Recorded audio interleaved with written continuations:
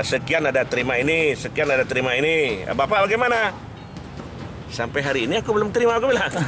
Berapa Pak kalau yang di catatan itu tiap orang berapa ratus juta Pak?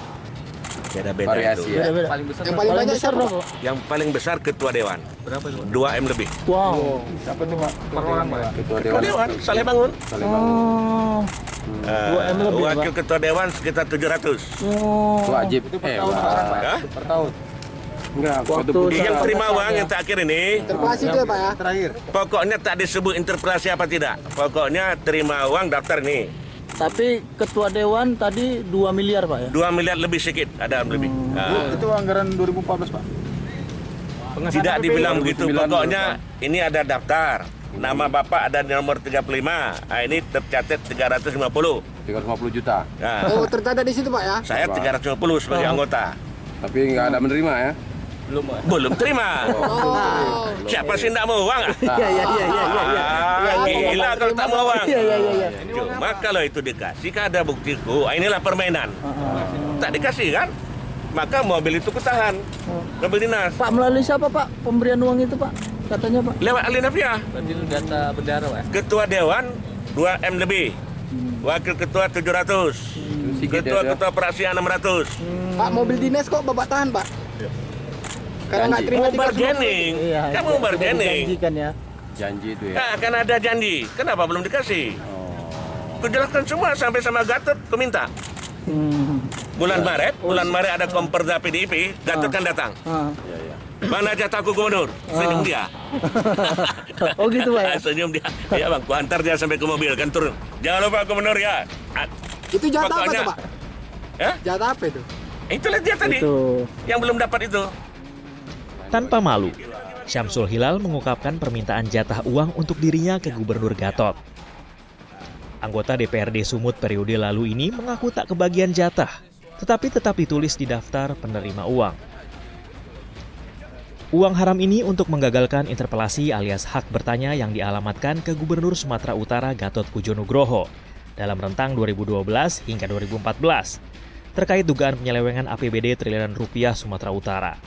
Seluruh interpelasi selama beberapa tahun ini gagal total.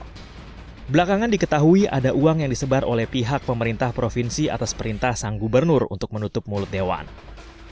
5 anggota dewan periode lalu, 2009-2014, termasuk Gubernur Gatot pun resmi jadi tersangka korupsi uang tutup mulut interpelasi. 5 anggota dewan periode lalu itu adalah Saleh Bangun, sang ketua DPRD periode lalu, Heidi Ritonga, Kamaludin Harahap, Sigit Pramono, dan Ajib Shah yang juga ketua DPRD periode saat ini. Ternyata tak hanya interpelasi pada periode lalu. Bulan Maret lalu, DPRD periode saat ini juga kembali gagal menggunakan hak interpelasinya. Interpelasi itu selain menanyakan kembali soal dugaan korupsi APBD oleh gubernur, juga hendak menanyakan soal istri siri Gubernur Gatot. Tak hanya puluhan dari 100 anggota DPRD periode lalu yang terancam menjadi terpidana koruptor. DPRD Sumatera Utara periode saat ini juga cemas. Karena ditengarai ada pula uang miliaran rupiah yang mengalir untuk tutup mulut gagalkan interpelasi.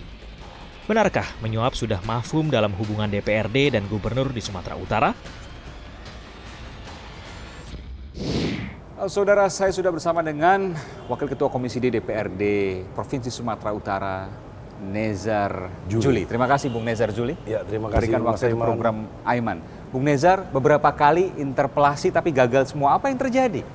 Di sini kan keputusan kolektif kolegial. Artinya kan tidak, kelembagaan ini selalu mengusung ajas kebersamaan.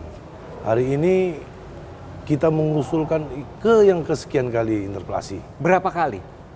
Kalau yang gagal di persidangan itu 3 kali. Tapi 3 kali gagal semua di tahun 2015. Enggak. Itu ada di 2012, 2013, Yang di periode Bung Nezar saja. 2015. 2015 bulan Maret. Bulan Maret. Hanya 1 kali. Hanya 1 kali. Dan itu gagal. Gagal. Sebelumnya, di periode sebelumnya juga gagal. Gagal juga. Ada berapa kali total gagal interpelasi? Totalnya lebih kurang 3. Yang 3 di kali. persidangan. Bagaimana mungkin bisa 3 kali interpelasi gagal? Saya contohkan yang bulan Maret tahun 2015. Sebelumnya ada 55 dari 100 anggota DPRD yang setuju interpelasi. Ya. Tapi kemudian gagal, hanya 35 yang menyetujui. 20 lainnya tiba-tiba angkat tangan balik kanan. Sebenarnya hak interpelasi ini kan hak yang melekat kepada Dewan. Sepakat. Ya kan. yang ya kalau kita mau mengusulkan itu sah, kalau kita mau mencabut pun itu sah, kan gitu. Tapi persoalannya jangan ada muatan di balik itu semua. Memang ada muatan? Anda Ya. mencurigai itu?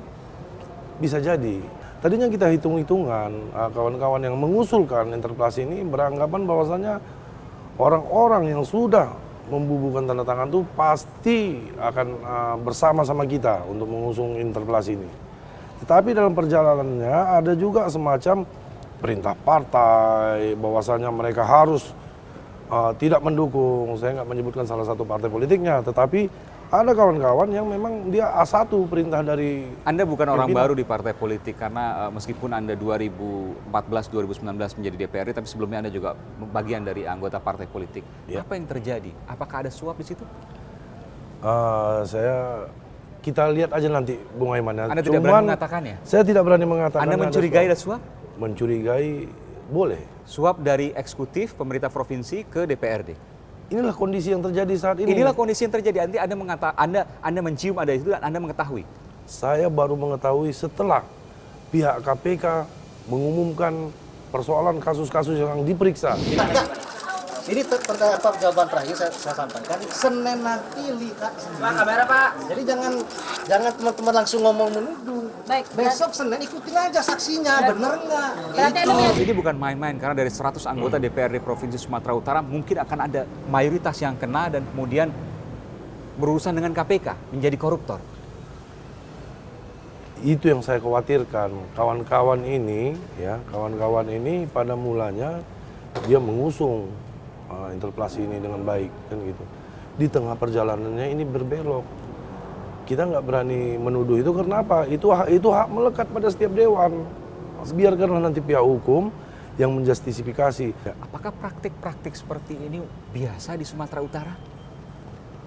Ya, kalaupun biasa ini adalah kebiasaan yang salah, Bung Aiman. Anda tahu banyak, Bung Nezar, dan Anda mengatakan yang sejujurnya. Apakah ini merupakan hal-hal yang biasa dilakukan? Sebetulnya ini nggak biasa. Ini nggak biasa. Berubah, nggak biasa. Jadi tadi Anda mengatakan sebenarnya ini hal yang biasa, sekarang Anda mengatakan ini tidak biasa. Tidak biasa.